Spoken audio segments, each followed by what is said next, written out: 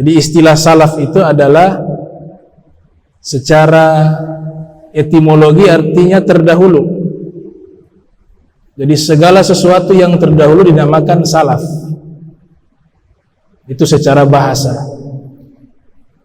Nah, Sufyan Ats-Tsauri termasuk kalangan salaf, orang terdahulu, baik secara etimologi dan terminologi. Kata salaf itu sendiri Allah sebutkan di dalam Al-Quran sebanyak 6 kali. Allah sebutkan dalam Al-Quran kata salaf sebanyak 6 kali. Di antaranya Allah nyatakan faja'alnahum salafa wa mathala lil akhirin. Kami jadikan mereka orang-orang terdahulu sebagai contoh untuk generasi yang akan datang. Nah, kata salafa di sini adalah terdahulu. Ayat yang lainnya Allah Ta'ala berfirman, afallahu amma salaf. Afallahu amma salaf. Allah mengampuni dosa-dosa yang lalu. Kalau kita bertobat, dosa-dosa yang lalu diampuni oleh Allah. Atau orang yang baru memeluk agama Islam, seluruh dosa-dosa yang lalu diampuni oleh Allah Subhanahu wa Ta'ala. Seandainya mereka menikah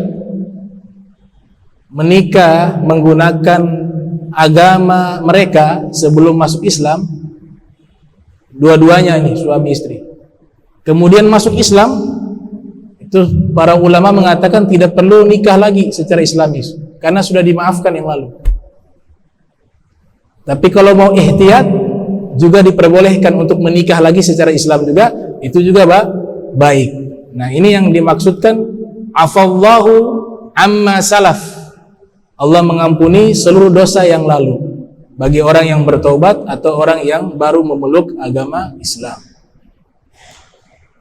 Nah, Sufyan Ats-Tsauri disebutkan oleh para ulama sebagai generasi tabi'ut tabi'in.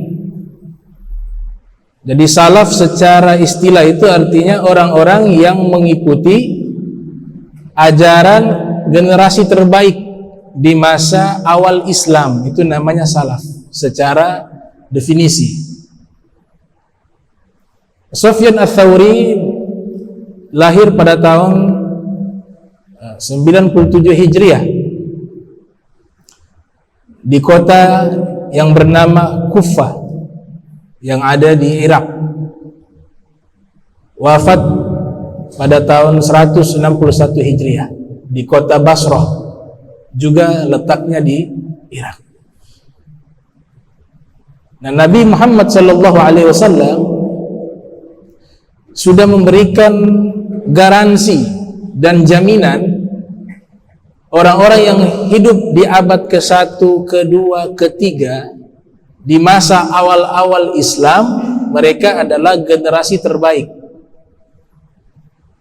Sebagaimana yang Nabi nyatakan di dalam hadis yang diriwayatkan oleh Imam Tirmidzi dalam sunannya, yang lahir pada tahun 209 Hijriah, wafat 279 Hijriah, khairu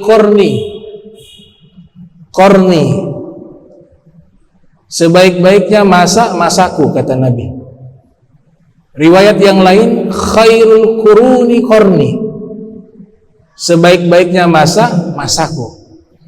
Riwayat yang lain, khairun nas qarni, sebaik-baiknya manusia mereka yang hidup di masaku.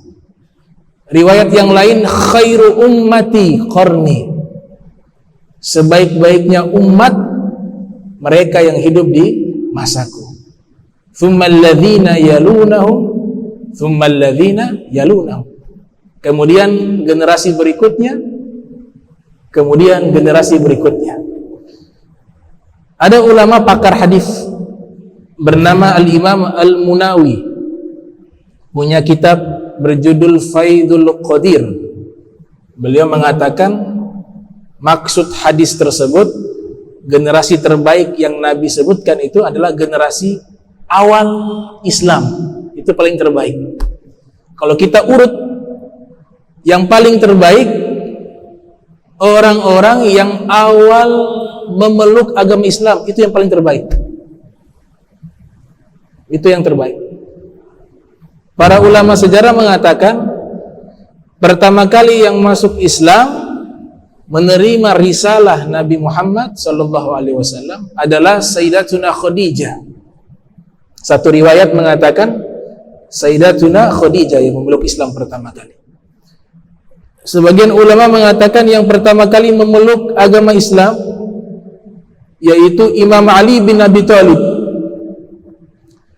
Sebagian ulama sejarah mengatakan yang pertama kali memeluk agama Islam adalah Sayyiduna Abu Bakar Siddiq. Sebagian ulama sejarah juga menyatakan yang pertama kali masuk Islam itu adalah Zaid ibn Harithah. Sebagian ulama sejarah juga menyatakan yang pertama kali memeluk agama Islam adalah Bilal ibn Rabah. Jadi ada perbedaan pendapat tentang siapa yang pertama kali memeluk agama Islam. Ada ulama yang coba mengharmoniskan 5 pendapat tersebut dengan pernyataan yang pertama kali masuk Islam di kalangan wanita adalah Sayyidah Khadijah. Di kalangan lelaki dewasa Sayyidina Abu Bakar Siddiq. Di kalangan anak yang usianya masih anak-anak adalah Imam Ali bin Abi Thalib. Di kalangan budak yang sudah dimerdekakan Zaid bin Harithah. Di kalangan budak yang pertama kali Islam adalah Bilal. Ada ulama sejarah coba mengkompromikan pendapat-pendapat tersebut. Namun pendapat yang terkuat tentunya adalah Ahlul Bait Nabi, karena mereka hidup bersama Nabi di dalam rumahnya, tahu wahyu itu turun kapan. Makanya Imam Ali mengatakan, saya ini tahu kapan ayat ini turun, di atas gunung atau lagi di dataran rendah, di dalam rumah atau lagi di luar rumah, di waktu siang atau di waktu malam. Saya tahu setiap ayat yang turun, saya tahu waktunya, letaknya, kapan itu terjadi. Itu pernyataan Imam Ali bin Abi Thalib. Nah, inilah salaf yang terbaik. Kemudian 10 orang yang dikabarkan dengan surga oleh Nabi Muhammad.